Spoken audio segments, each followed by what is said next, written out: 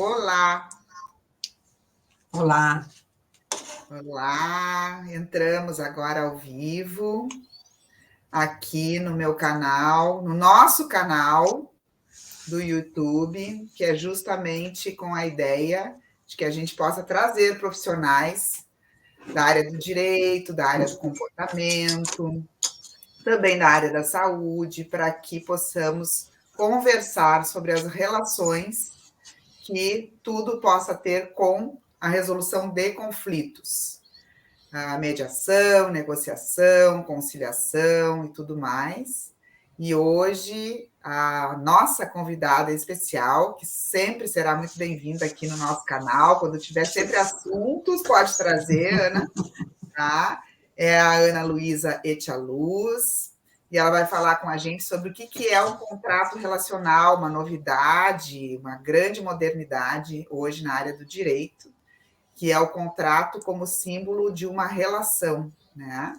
Então, uma estrutura bastante moderna. E nós temos a Ana Luísa, é advogada, mestre em Direito do Comércio Internacional.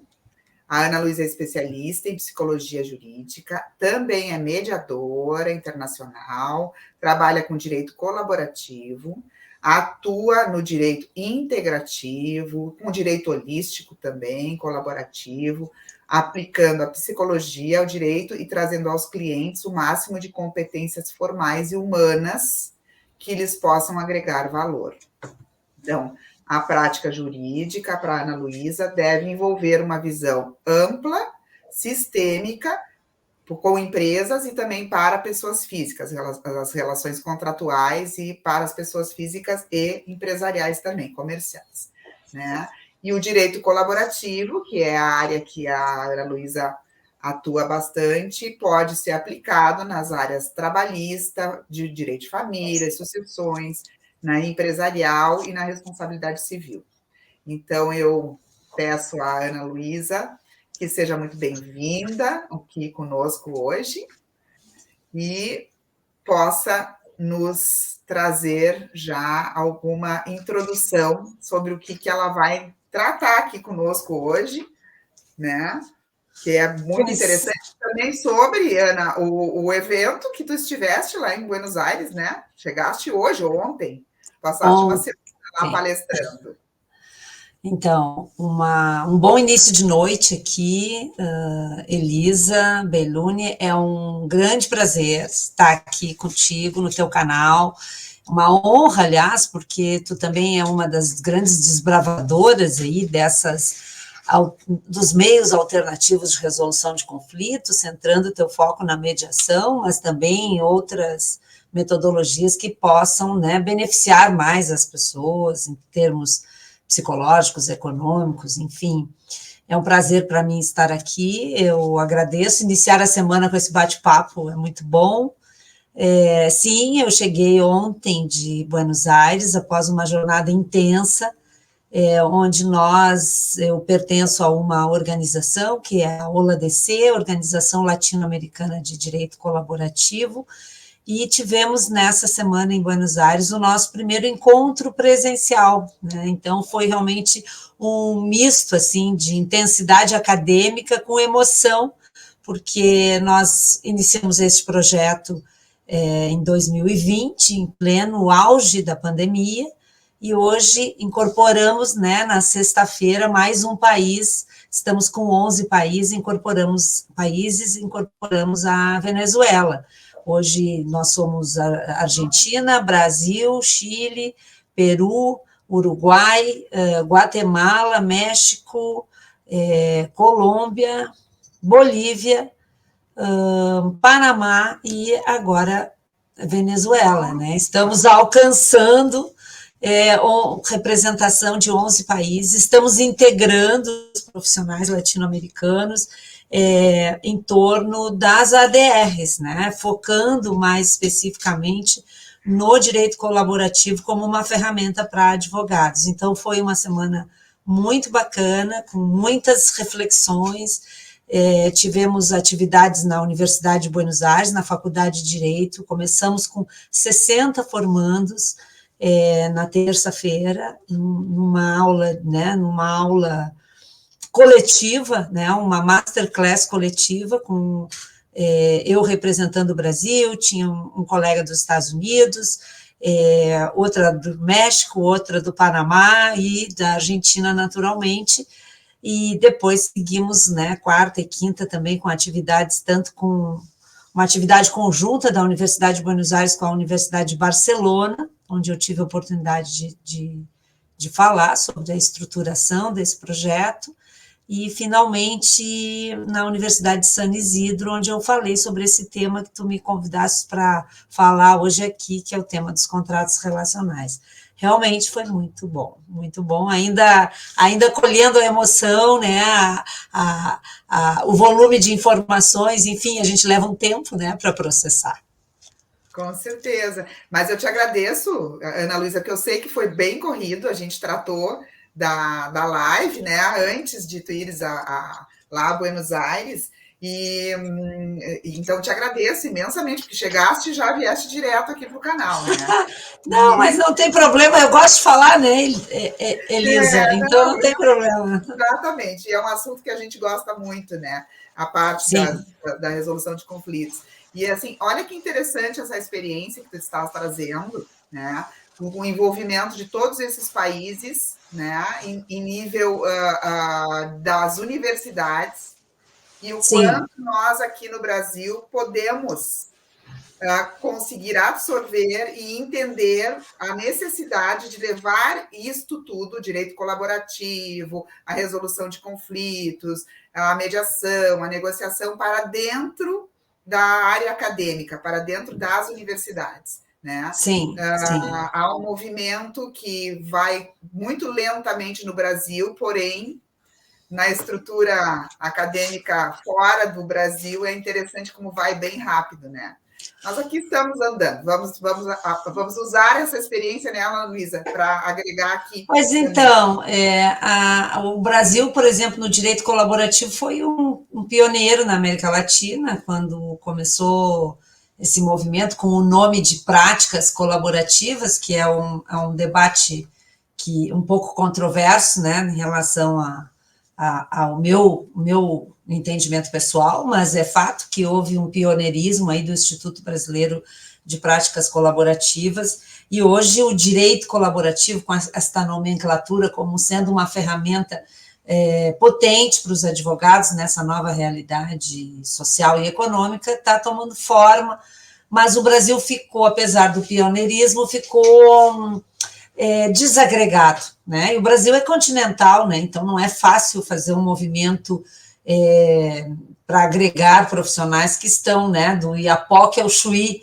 e são milhões, mais de 1 milhão de advogados, né, no país. Então, mas eu quero crer que esse movimento, e a gente tem tido oportunidade de, né, compartilhar nas redes, e os profissionais vendo, né, esta movimentação de outros colegas da América Latina e a importância que esse movimento está tendo, não só para a academia, como para colégios de advogados. Nós já tivemos um evento no Panamá, que foi conjunto da organização com o Colégio Nacional de Advogados, que equivale à nossa OAB, né, no Panamá. Então, eu acredito que essa visibilidade possa contaminar também, e já está contaminando, tenho recebido mensagens nesse sentido, colegas brasileiros, para a gente engatar nesse movimento, não ficar para trás, né, Elisa? Exatamente, até porque, né, as relações hoje são tão rápidas, então a necessidade do direito andar hoje é muito grande, né? Sim. Então, me parece que essas novas práticas, elas vêm para ficar e para agregarem muito mais agilidade nas relações, né, jurídicas. Mas eu queria, antes de começar contigo, o que é um contrato relacional, como é que é o direito colaborativo e tudo, eu queria divulgar o meu curso. Eu estou arrumando aqui a minha iluminação, desculpa. Tudo bem. Contratos conscientes, que temos o curso, né? Que é um treinamento básico, online. Nos dias... Tá tudo bem aí, Ana? Tudo. Deu? Fale, tudo certo. Então, tem o curso Contratos Conscientes, que tem treinamento básico online pela plataforma Zoom. A primeira etapa agora, dias 25, 26 e 27 de outubro.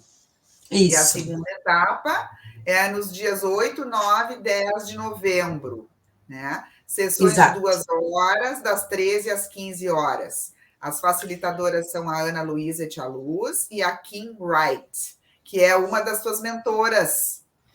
Então, eu acho interessante... Terminar aqui, ó, tá aqui, ó, para quem quiser fazer inscrição direto. Oba! Tá aqui, é só copiar e colar para já logo fazer inscrição. São só 10 vagas, né, Ana?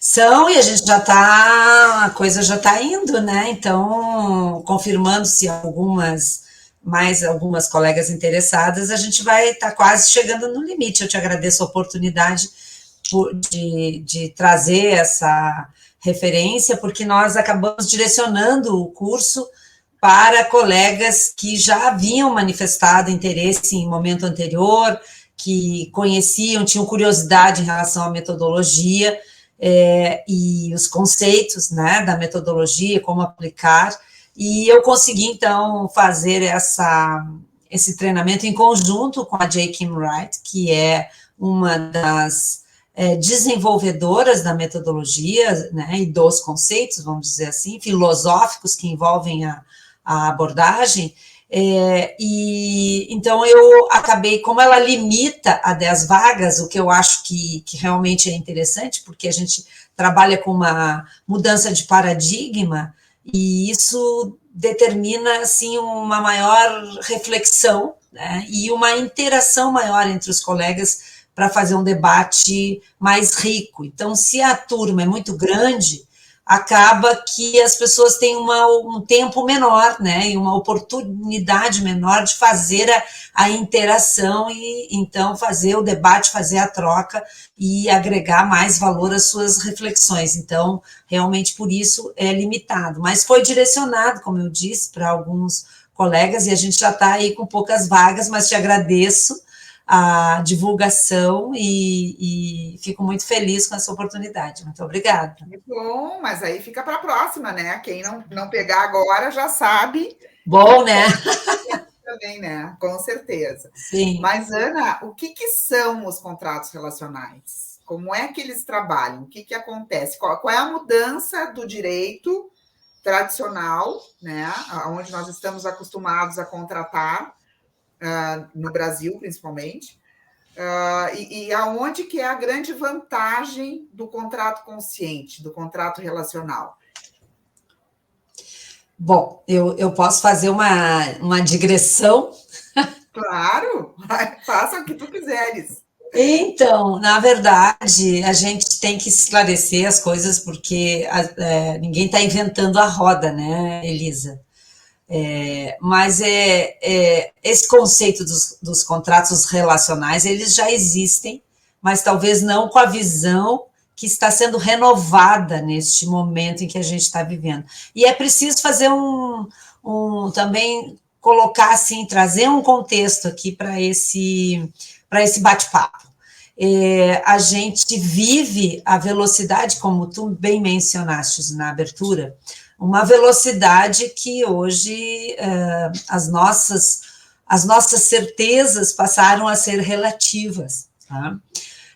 De uma sociedade que vinha caminhando de uma estrutura hierárquica consolidada, né, tendo como base instituições fortes e referentes, né, e um sistema, repito, hierárquico muito bem delineado, hoje nós caminhamos numa sociedade interconectada que trabalha em colaboração e não é mais vertical, ela é horizontal.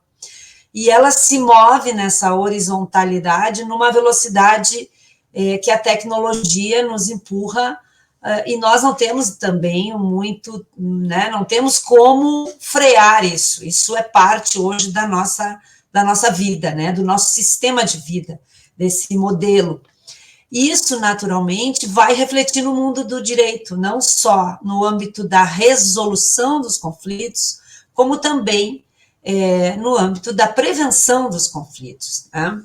E a gente fala, e tu falas muito e muito bem sobre o tema da mediação, e agora eu te trago aqui essa questão do direito colaborativo, que é uma metodologia contratual extrajudicial para a resolução de conflitos, através da qual advogados e partes colaboram entre si para alcançar uma solução equilibrada. Estes conceitos ou essas abordagens também passam a ser vistas no plano da prevenção. E os contratos começam a ser examinados não mais sob aquele domínio de uma estrutura hierárquica inflexível, né, rígida.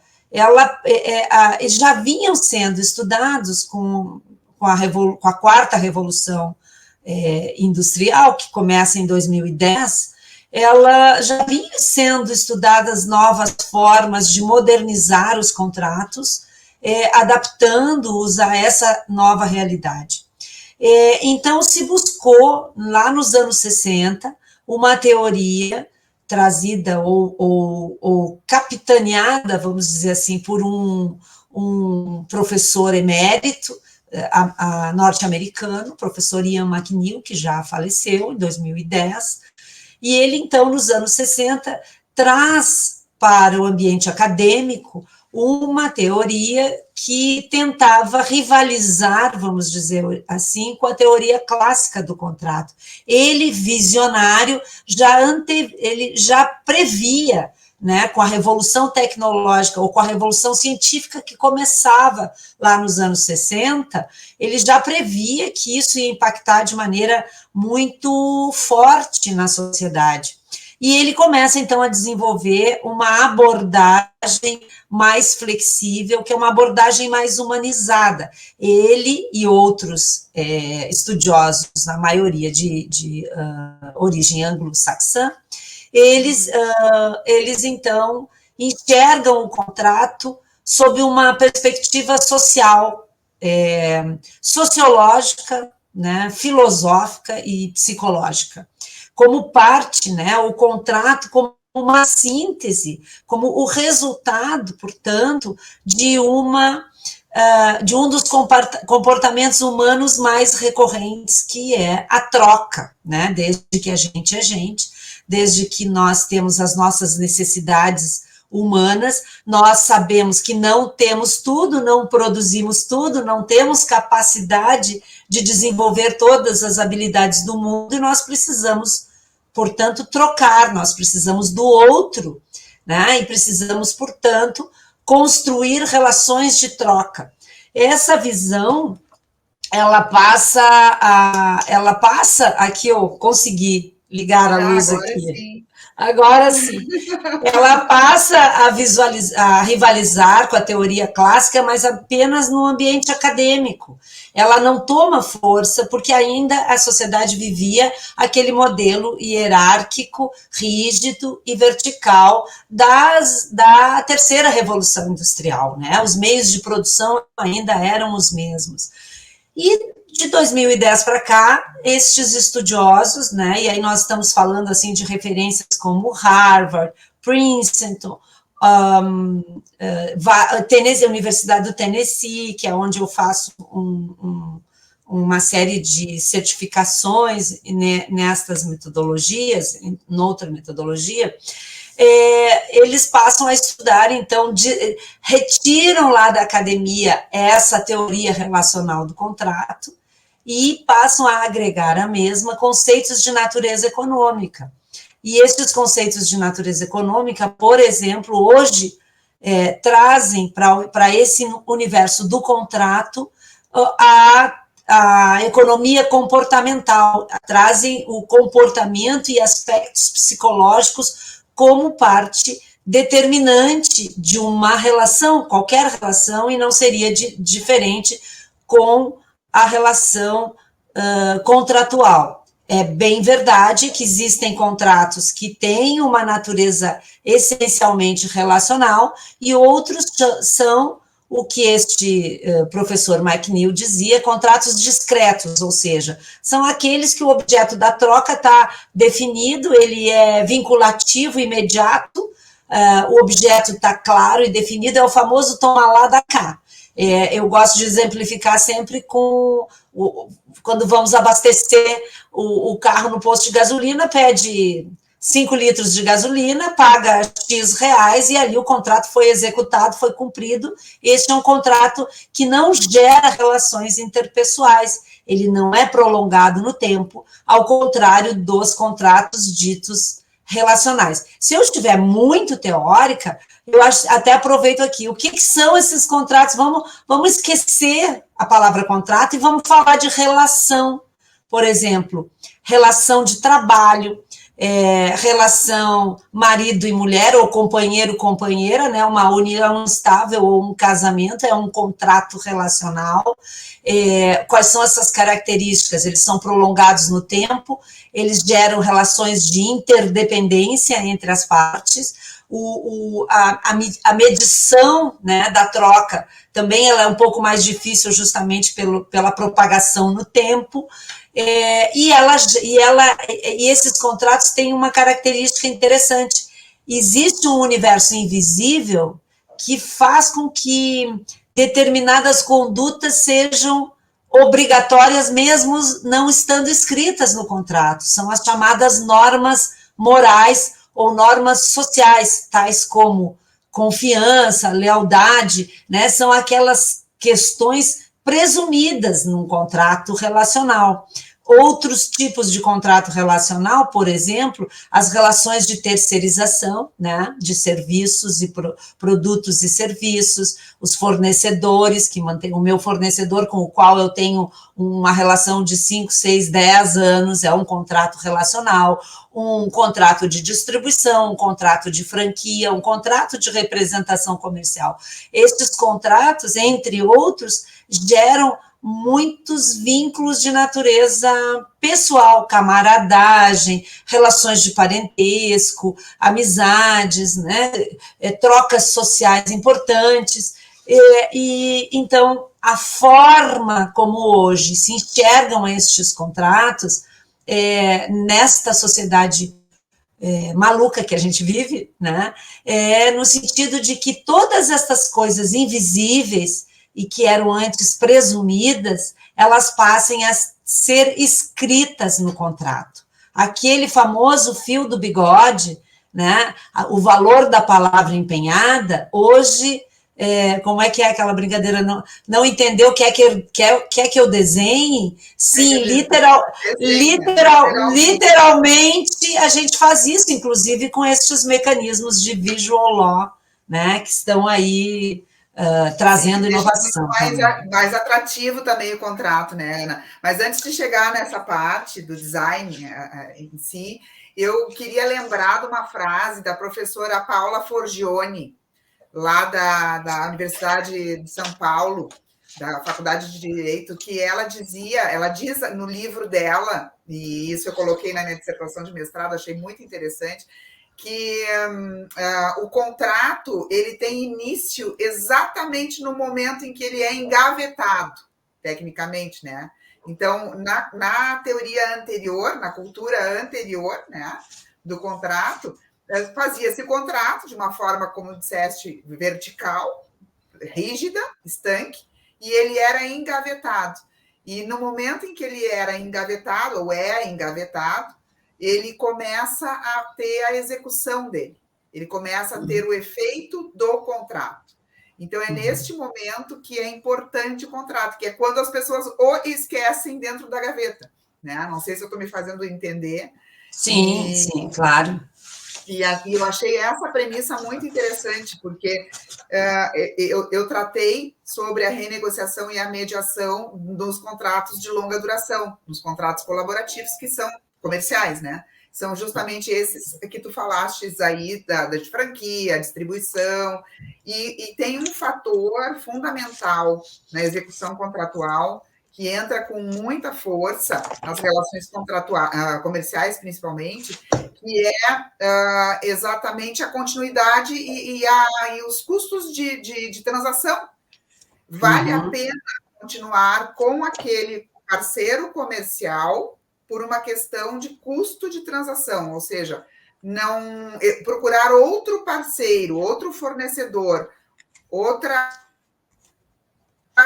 pessoa que me traga exatamente aquilo que aquele parceiro comercial está trazendo para mim durante anos, né? É muito mais complicado do que refazer aquela relação.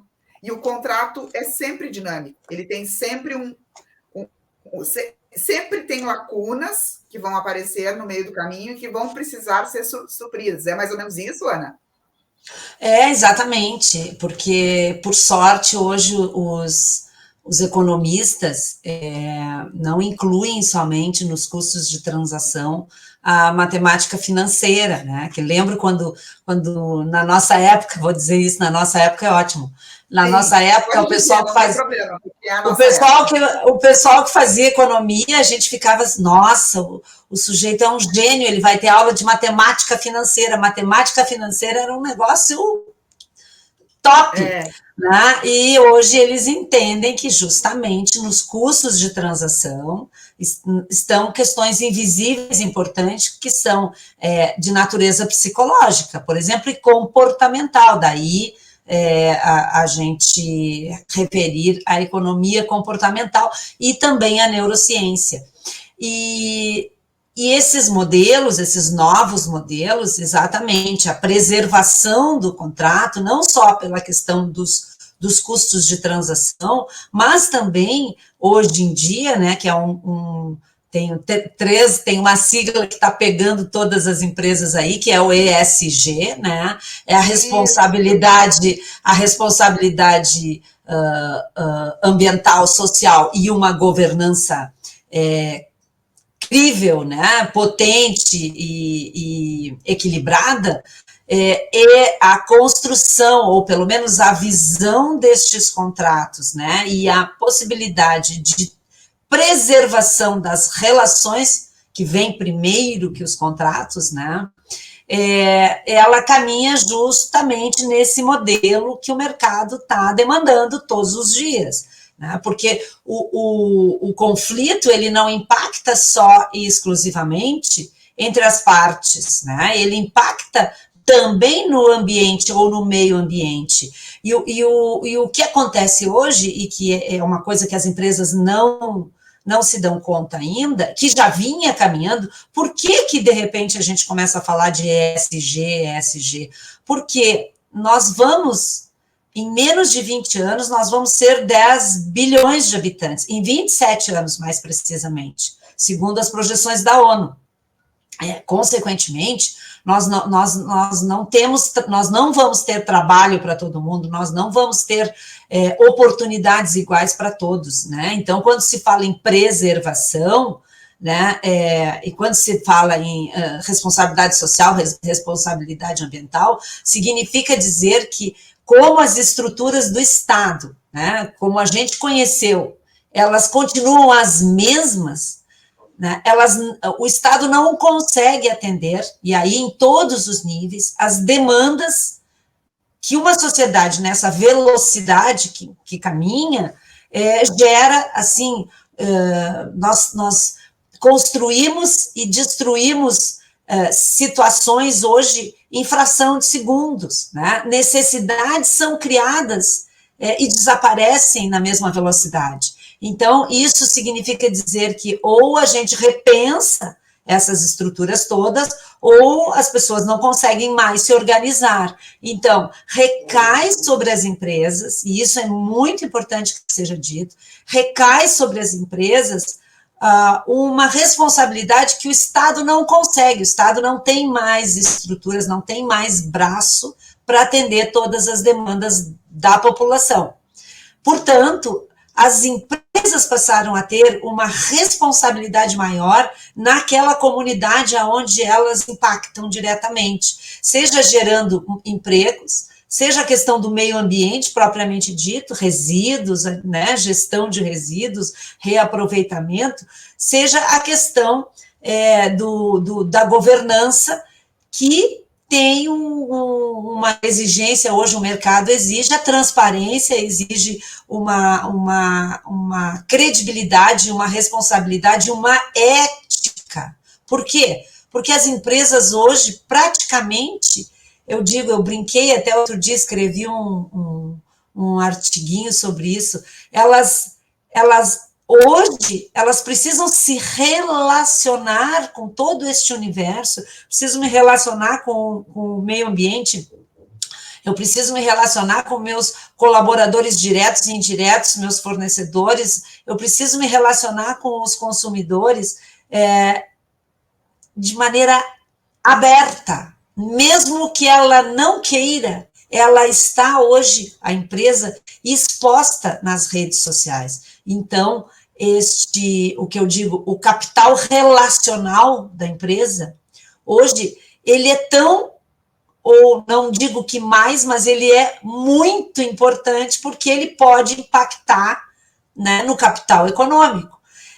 Eu sei que o papo é um pouco mais profundo, não quero incomodar os teus seguidores, né? Talvez eu esteja trazendo informações.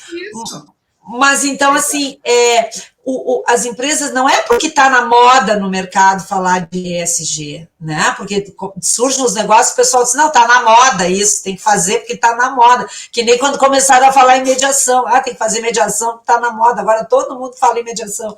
Não, é porque realmente, eu digo, o capital relacional de uma empresa, hoje, eu fiz essa brincadeira, é um capital aberto, né, fazendo um trocadilho. Qual é a palavra que me veio na cabeça agora?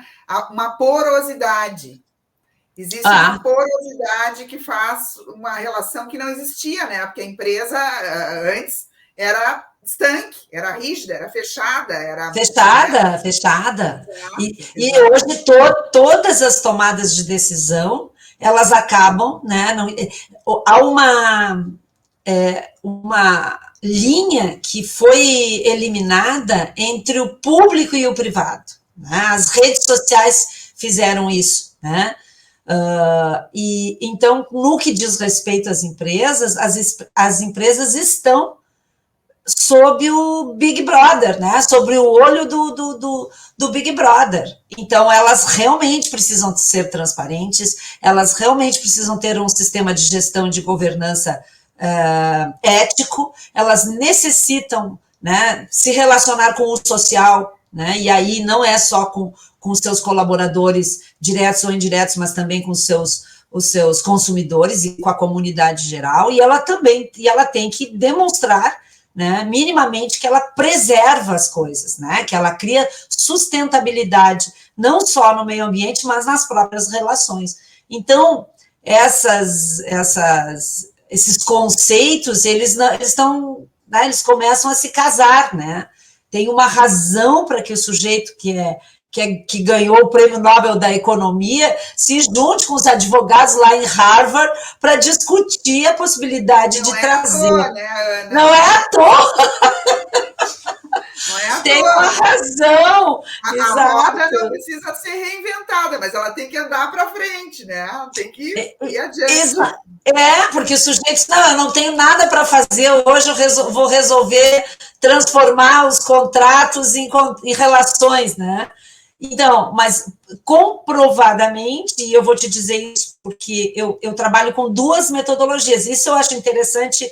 O que significa, então, em última análise, a gente tem que trazer para dentro do contrato, na forma escrita, aquilo que não era escrito, era presumido.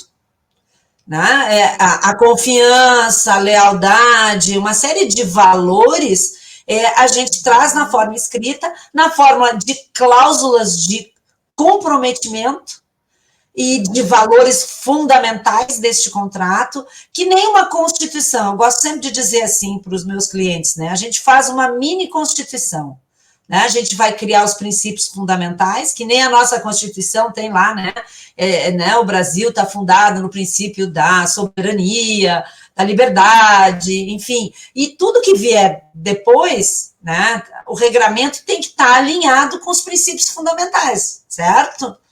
Sim. E esses clientes criam, né, nos contratos que nós temos feito, e eu te afirmo com muita tranquilidade que se eu não fui a pioneira, eu fui uma das pioneiras, porque eu comecei a aplicar essas metodologias de 2018 para 2019, né, foi antes da pandemia, portanto, e aí eu vim, né, me buscando e buscando, até tem um cliente que foi a minha cobaia, eu digo, ele me buscou para fazer uma relação de sociedade, eu disse assim, oba, queres ser minha cobaia? E ele serviu como meu primeiro case para, a partir dali, fazer, e é o que eu mais tenho feito, acordos de cotistas, aplicando essas metodologias. Mas, enfim, então eu trago na forma escrita aquilo que era presumido, certo?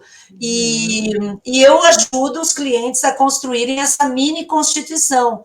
Quando eu digo essa mini constituição, e aí vai entrar na tua área de trabalho, que também é a minha, a gente é uma mini constituição, por quê? Porque nós estamos legislando, os clientes participam da construção deste contrato, não sou eu que construo sozinha, os clientes legislam em causa própria, criam a sua regra,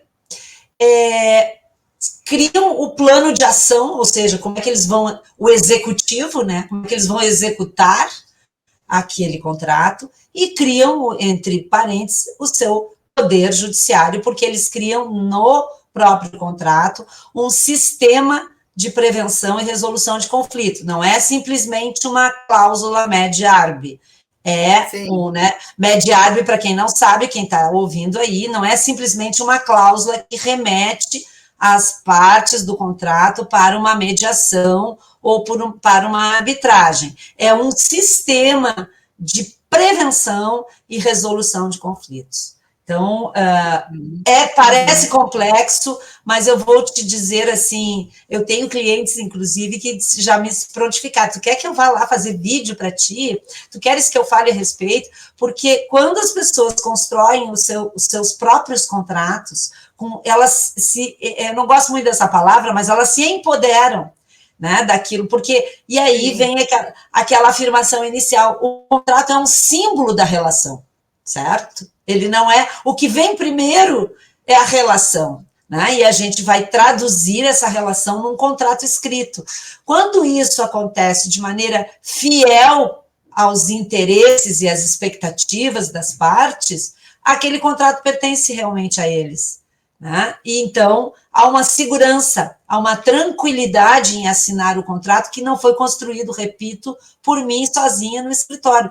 Ele é construído, há um envolvimento maior das partes na construção deste contrato, né? A gente organiza, eu faço uma série de workshops com os clientes para construir a relação. Mas assim, eles não querem contratar de outra maneira depois, tu entende? As pessoas, sim, porque, claro... Fica muito mais completo, né, Ana? Com certeza. Fica, isso. E há a possibilidade de lacunas, eventualmente pode acontecer de precisar renegociar ou precisar mediar. Como é que é? Não, porque uma das características disso, de uma relação, né, de qualquer relação, é que ela vai mudar, né, com o passar do tempo.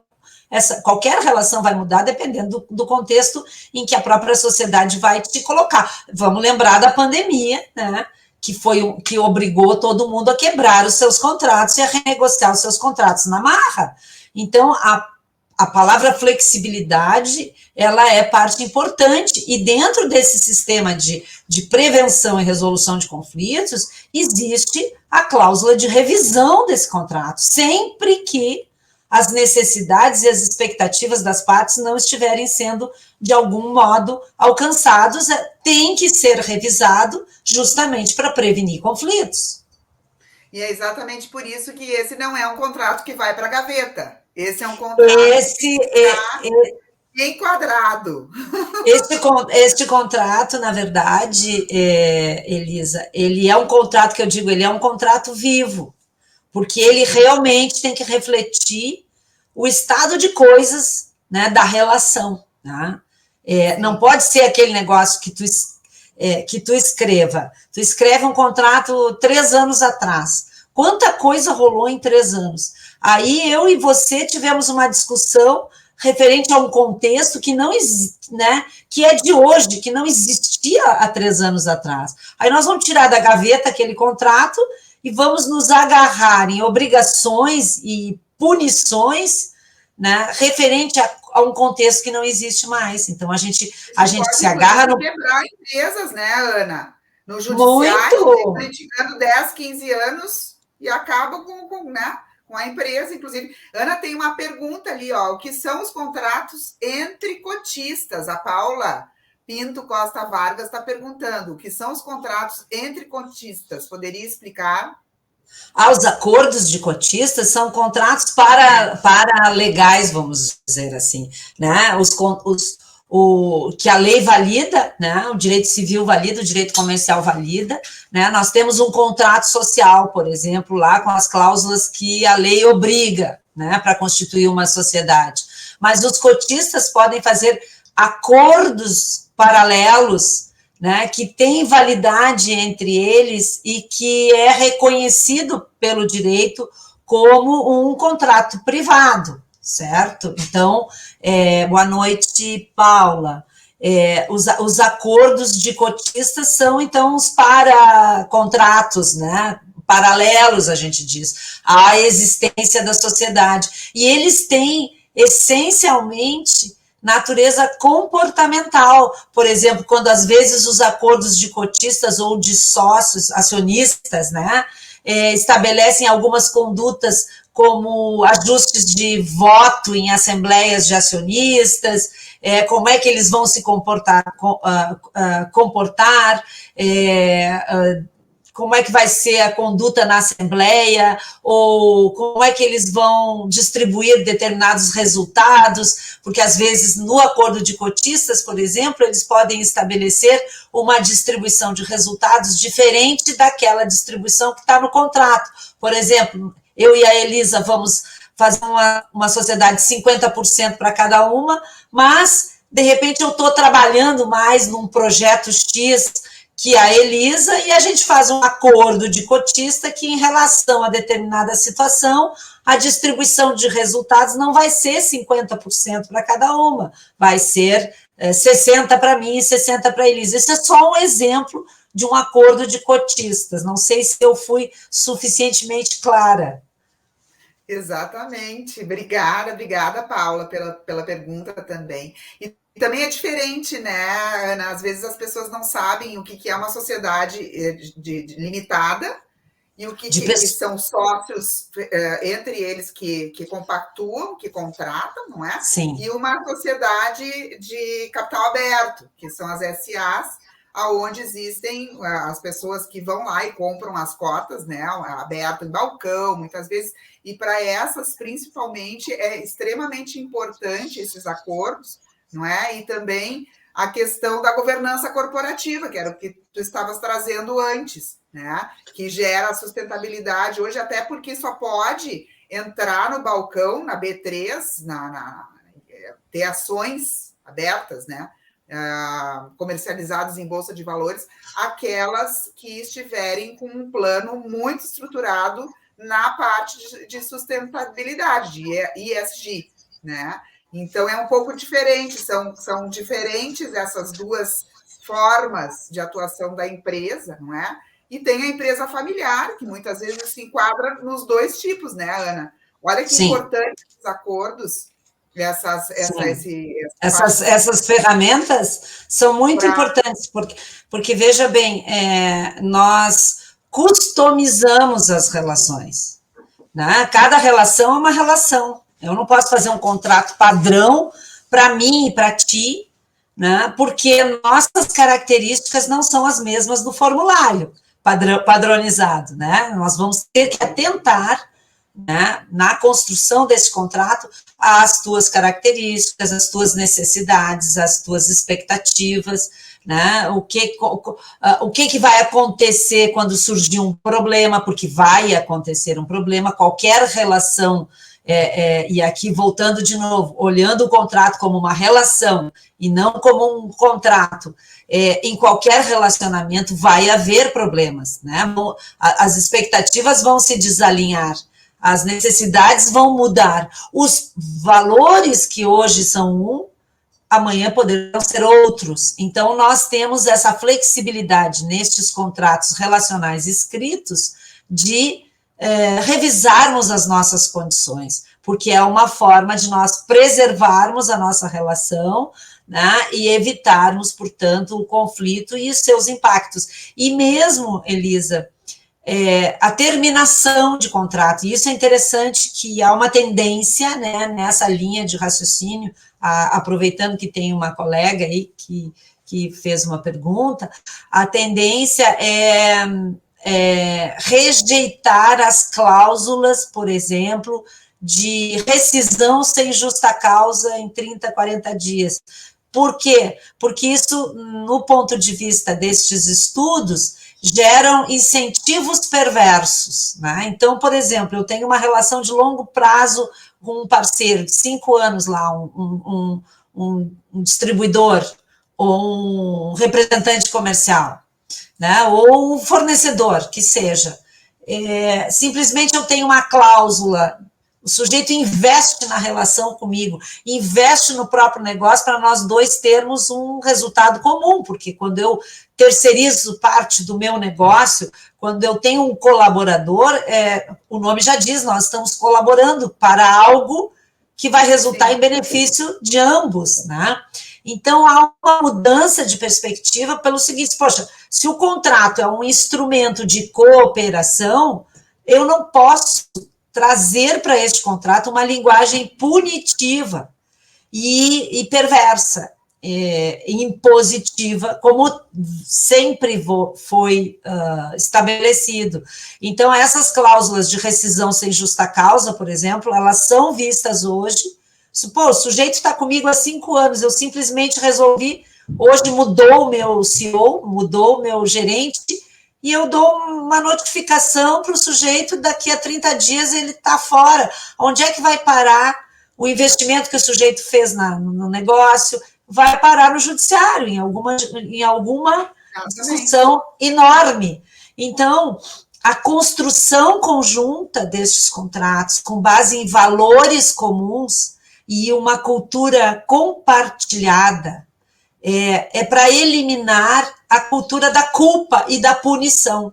Pô, não está dando certo aqui, não deu certo a minha relação com a Elisa. Elisa, vamos sentar, ver o que está rolando, né? Onde é que escapou a informação? Por quê? Porque para nós duas a rescisão vai ser, como bem a Elisa colocou há pouco, os impactos, os custos de transação, eles não se limitam ao impacto econômico, eles refletem no ambiental, eles refletem no social, eles refletem nas redes sociais, na reputação, na imagem, na credibilidade e por aí vai, né?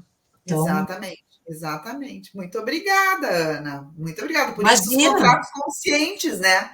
A conscientização dos aspectos importantes para que ela venha a neurociência, venha a psicologia. Olha, a multidisciplinariedade. A multidisciplinariedade. Uma coisa interessante, que eu acho que é uma coisa nova, e eu acho que é legal que tu saibas disso, os teus seguidores também, é a figura do neutro contratual, o standing neutral, como, inclusive, sendo reivindicado hoje como uma das ADRs. Há uma proposição de integração do standing. Ele equivaleria ao dispute board, que são 3 elementos que vão para aqueles grandes contratos de construção, né, de infraestrutura, né, mas nos contratos, entre aspas, menores, ou nos contratos que têm sido feitos de outsourcing, por exemplo, cadeias de suprimento, a figura do standing neutral entra na governança conjunta dos contratos, se estabelecendo dentro do sistema de prevenção e resolução de conflitos, quais as hipóteses. Ele não é um mediador, porque o mediador O mediador, quando chega o conflito na mão dele, o conflito já está. Né? Já virou um conflito. Já virou um conflito, já está instalado. Em algum grau. Em algum grau. O stand neutral, ou neutro contratual, ele está de plantão, ele está stand-by, ele participa da construção da relação e fica stand-by, fica esperando. Né? E aí as partes lá na construção da relação vão estabelecer em que hipótese elas vão chamar o stand neutral, o neutro contratual. Tá? Então, aí surgiu uma situação X, chama esse neutro contratual, porque ele já está vinculado ali àquele contrato, ele já conhece a relação das partes, e vamos dizer assim, existe uma questão que se tu não resolver, ela pode virar um problema, se tu não resolver, ela pode virar um conflito. Então, quando surge uma questão, o stand neutral já pode atuar de maneira a evitar que isso vire um problema, aumentando os custos, né, daquela questão, e posteriormente, eventualmente, virando um conflito, né? E bem, como tu disseste, é usado muito, eu já vou chegar ali no comentário da Paula, no dispute board, que são nas construtoras, não é, Ana? Que é usado especificamente para aquele caso ali, que eles têm um contrato e têm que resolver aquilo naquele período, né? Ela perguntou aqui, ó, há necessidade hoje de elaboração de certos contratos de forma mais artesanal. E os contratos elaborados pelo, acho que é o chat GPT, aquele, né? É uma loucura, é isso? Não sei se eu foi isso que ela diz, ela está fazendo uma afirmação ali, e com certeza, Paula, aliás, agradeço as provocações, porque realmente a tendência é uma uniformização geral e restrita, jogando tudo para o algoritmo, né? As decisões judiciais, na China, desde 2019, eram 70% das decisões judiciais, né, as sentenças eram dadas por algoritmo, né? Então, e era um modelo chinês que ia ser replicado para o Reino Unido, né? E aqui no Brasil a gente sabe que tem vários tribunais que já utilizam, já de algum tempo, os algoritmos, por exemplo, para juízo de admissibilidade de recurso para Tribunal Superior. Né? Então, ou está enquadrado ali naquele XYZ, ou o algoritmo rejeita. Né? Então, não assim. Não chega nunca lá onde tem que chegar, porque já. Aí tu não chega lá.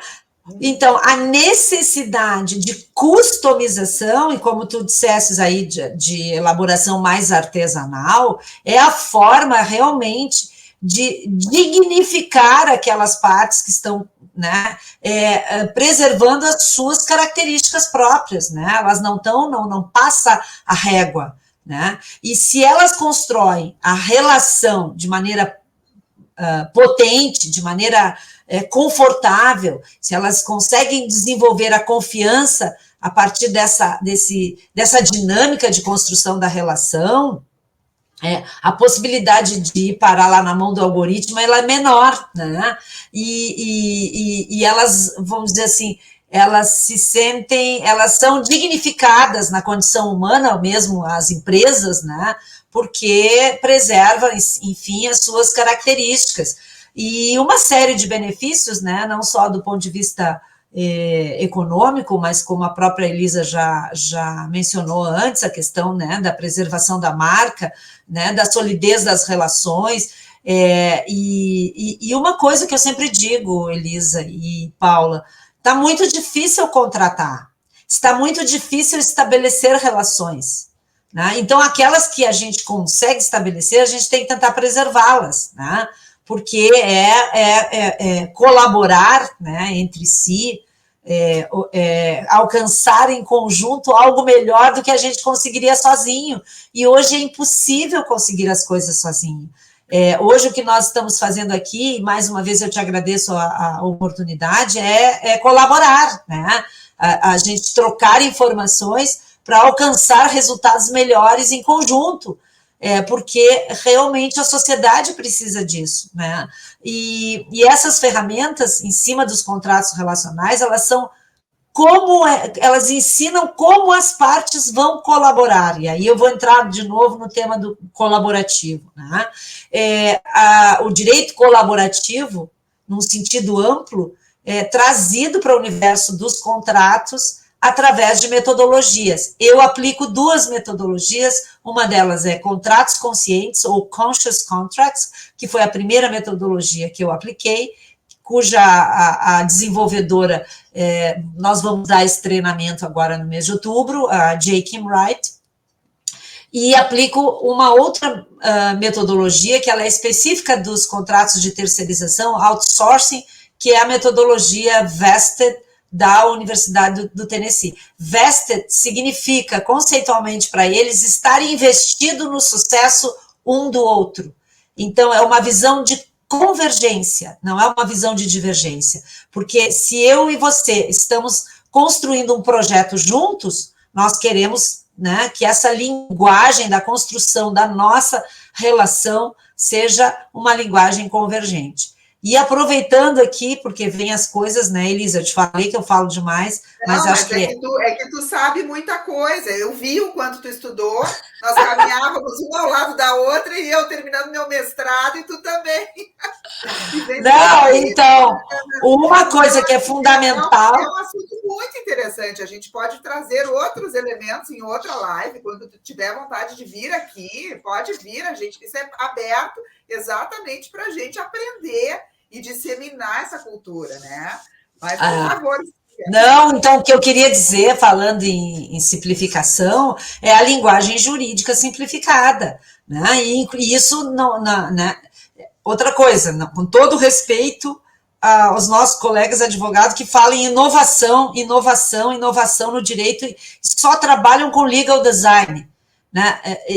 É sério que legal design é inovação, mas não é, isso não é inovar, isso é só tu transportar, né, a linguagem para o plano desenhado. É ótimo, é um avanço, mas isso não é inovação no mundo do direito, não é só isso. Inovação no mundo do direito é usar a criatividade, é se abrir para trabalhar com outras ferramentas que os advogados devem ter, né, as ferramentas multidisciplinares, se desenvolver mais, né, se capacitar mais esses advogados, né, não só na aplicação da lei ao fato concreto, mas simplesmente trabalhar questões mais humanas, né, descobrir outras expertises, né, que eu não vou dizer aqui que todos os advogados vão ter que fazer curso de psicologia, não é isso, mas existem capacitações que realmente conseguem trazer para os profissionais do direito outras ferramentas que não sejam as habituais, né? Mas a linguagem simplificada é uma delas, porque quando eu te disse há pouco que nós construímos os contratos em conjunto com as partes, né? As partes trabalham e muito na construção daquela relação que vai resultar no contrato. A linguagem é das partes, o contrato não pertence a mim. Esse contrato vai fazer parte do dia a dia delas e elas têm que saber o que está escrito quando der algum problema, né? E não precisam estar chamando o advogado para interpretar rebus sic stantibus, pacta sunt servanda, não sei o quê. Não, gente, né? Nós temos que simplificar essa linguagem, ela tem que ser mais direta, porque quanto menos dificuldade de interpretação, menor é a probabilidade também de parar no judiciário, ou na mão do algoritmo, ou, que é pior, na mão de alguns dos ministros do Supremo. Tá bom, Ana. Mas, assim, sabe o que eu ia te dizer? Uma coisa que eu tenho visto, assim, na mediação, que é muito importante, e que muitas vezes vem como uma parte relativa à inovação, porém, não é da condição, me parece, pela minha experiência dentro da Câmara e na mediação, que muitos advogados conseguem ter essa saída, tá? Que é mapear o conflito, mapear o problema do seu cliente, fazer uma estrutura, né, de o que o meu cliente precisa. Através da negociação, da mediação, ele consegue alcançar o que ele quer, ele consegue melhorar a relação com a outra parte, ele consegue obter aquilo que ele deseja, e muitas vezes é perguntar também para o cliente, tem uma necessidade de comunicação, Ana, que eu vejo que não acontece muitas vezes no profissional do direito. Sim. Que é a comunicação com o seu cliente, o que exatamente tu queres. E muitas vezes a gente consegue revelar, tirar isso durante a mediação. porque a mediação também tem ferramentas para chegar nisso, né? Tá? Sim. Então, e a gente vê que em muitas questões a parte nem sabe o que quer, porque o seu advogado não conseguiu ainda perguntar para ela, sabe? Então, assim, acho bem importante essa parte de inovação que tu trouxeste, porque o direito tem essas nuances, e o direito é uma ciência humana e que precisa humanização, né? Tudo bem que tem a inteligência artificial, eu tenho uma colega que eu adoro no mestrado que fez toda a dissertação dela sobre inteligência artificial ligada à parte empresarial, um trabalho belíssimo, mas eu digo assim, eu trabalho do outro lado, eu trabalho através da humanização das relações. Eu penso que há questões que precisam ser humanas para te chegar num resultado que seja bom, sabe? E a Paula pergunta ali, ó, se tu tens material sobre o que tu estás falando. Eu tenho, sim, tenho pencas de material, né? E tenho pencas de bibliografia, né? Não tem problema, ela pode me procurar, fica à disposição. Não tem. Isso aí, né? Então, porque para a gente poder alcançar essas questões, realmente é um desenvolvimento profissional contínuo, a gente não para nunca de estudar, tem que gostar. É isso aí, né? Mas, assim, Ana, eu te agradeço imensamente por estar aqui conosco hoje, todo o teu empenho aí na tua chegada lá de Buenos Aires, né? E é sempre um prazer te receber aqui para a gente conversar. Podemos falar outras vezes. Se tiver novidade, por favor, traga. E assim, muito, muito obrigada mesmo, do fundo do coração. Vamos ver se a gente se encontra no parque agora para tomar um café. Né? Então, quem agradece sou eu. Parabéns pela tua iniciativa, pelo teu programa. Acho que isso é um espaço, né, bacana que se abre para todas nós, né, que estamos neste. E eu acho que é interessante a gente pensar um pouco também sobre essa questão da colaboração, né, que vem, né, dentro do direito colaborativo lato sensu, ou direito cooperativo, como chamam os espanhóis, né, que a gente dignifica a pessoa humana, em todos os sentidos, né? A gente dá voz, né? A gente respeita a autonomia da vontade. E para isso foi uma reflexão agora lá em Buenos Aires, muito interessante. Estas metodologias, e aí me referindo ao direito colaborativo, né? Lato sensu, que inclui a própria mediação, a própria negociação, ou seja, a autocomposição, eles são muito democráticos, essas ferramentas são muito democráticas, porque ela devolve o poder de decisão ao cidadão ou às empresas, né? A tomada de decisão pertence à autonomia privada daquele que vai contratar ou que vai resolver um conflito, certo? Mas isso implica em liberdade, né? Nós só podemos exercitar essas ferramentas, essas metodologias, sejam de natureza preventiva, sejam de natureza resolutiva, se nós vivermos numa democracia, se nós continuarmos vivendo em liberdade, né? Porque somos nós que vamos tomar a decisão, e eu acho isso maravilhoso, porque efetivamente, minha gente, né, o Estado não vai nos dar aquilo que nós precisamos aqui fora. Né? O poder judiciário, o poder legislativo demora horas para aprovar uma regra, a não ser que seja de interesse interno, corporis, mas interesse da sociedade demora muito, e a velocidade hoje, né, a gente não consegue esperar, né, estes grandes desenvolvedores de tecnologia hoje nos colocam necessidades na mão, né, que o nosso processo legislativo não acompanha. Né? A mesma coisa o Poder Judiciário, com o maior empenho que estejam fazendo de diminuir o tempo de duração do processo, a gente ainda não consegue baixar de 8, 9 anos, se a gente for para uma execução, é uma década.